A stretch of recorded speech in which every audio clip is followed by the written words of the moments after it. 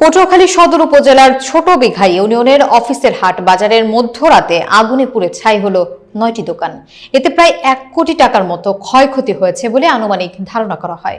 বিস্তারিত দেখুন মঞ্জুর মোশরেদ তুহিনের প্রতিবেদনে। সরেজমিনে গিয়ে দেখা যায় 13 জানুয়ারি সোমবার গভীর রাতে আগুনের সূত্রপাত ঘটে।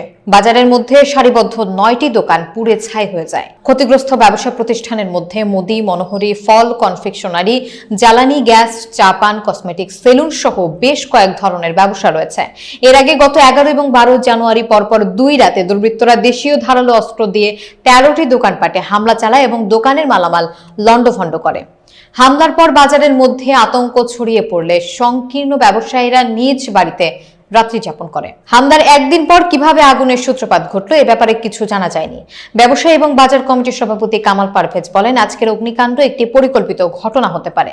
ইউনিয়ন পরিষদ থেকে নিয়ন্ত্রিত বাজারে অবস্থিত সিসিটিভি ক্যামেরাগুলো বিকল হয়ে রয়েছে।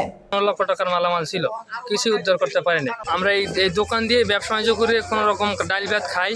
এখন আমাদের করোনা অবস্থা কিছুই নাই, সবকিছু পুরো সারখার হয়ে গেছে।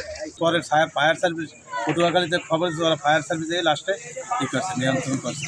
এখন আবার এই কুল কোপাই যায়, যে সামরাকে দোকান করছে এই কোপাইছে, প্রথম দিন কোপাইছে ইয়া এদিকে গেলে আর পাইবে না। একটা কইছে নি আর একটা সামনে ভালাই দোকানদার ভাইরে যারা আছে এদের সামান্য পুঁজি দিন আনে দিন খায়, ওই পুঁজি দিয়েই তারা চলে। হ্যাঁ, এটা ঘটনা হলে পূর্ব পরিকল্পিত। দোকান ভাঙচুর, কোপাকুপি, ঔষধ লুটপাট। আমার দোকানেই ভাঙছে, আমার দোকানেই ঔষধ লুটপাট করে নিয়ে গেছে, নগদ ক্যাশ নিচ্ছে। আবার পরিকল্পিতভাবে তারা কোপাইয়ে চলে গেছে। কালকে রাত্রেও হয়তো পরিকল্পিতভাবে আগুন দিয়েছে, যার স্পট।